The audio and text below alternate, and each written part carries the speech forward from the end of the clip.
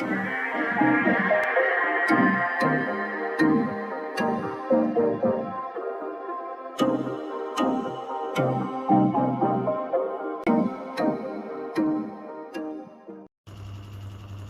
assalamualaikum teman-teman. Di sini kita akan lanjutkan lagi di seri yang kelima ya. Jadi apa sih dalil-dalil yang membuktikan bahwa bumi ini berbentuk persegi gitu? Sebenarnya banyak gitu.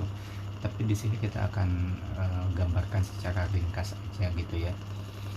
Jadi di surat Al-Haqqah ayat 17 itu diceritakan bahwa wal malaku ala arjaiha. Di situ di dalam tafsir Ibnu Abbas itu ya, jadi para malaikat itu berada di atas sudut-sudut bumi gitu ya, sebenarnya itu tafsir yang tepat ya, malaikat berada di atas sudut-sudut bumi pada hari itu gitu. Namun di tafsir lain itu malaikat berada di penjuru-penjuru langit ya, sebenarnya sama saja di sudut-sudut langit juga, karena arjaiha ini sudut gitu kan.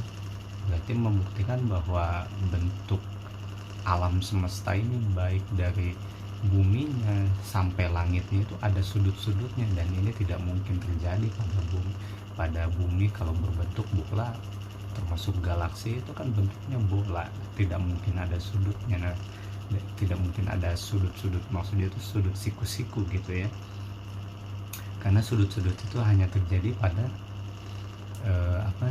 persegi seperti itu. Kalau nggak persegi ya mungkin bentuk-bentuk lain, asalkan tidak bola gitu kan.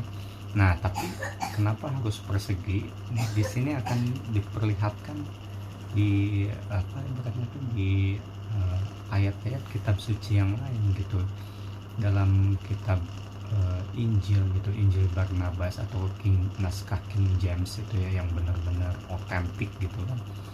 Jadi di situ saya bacakan terjemahannya itu bahwa dan setelah ini, dan setelah kejadian ini di sini kata jamak ya, setelah semua kejadian ini saya melihat ada 4 malaikat berdiri di sudut-sudut bumi. Itu jelas sekali gitu.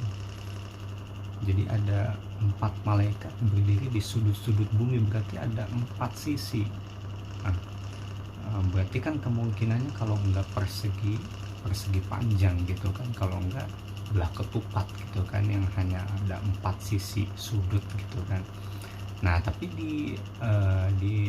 berarti kitab suci lain, kitab suci perjanjian lama itu Zabur atau mungkin Taurat gitu ya, perjanjian lama di antara dua itu, di situ jelas digambarkan kalau bumi ini memang persegi panjang dan di tengahnya itu sedikit cembung gitu.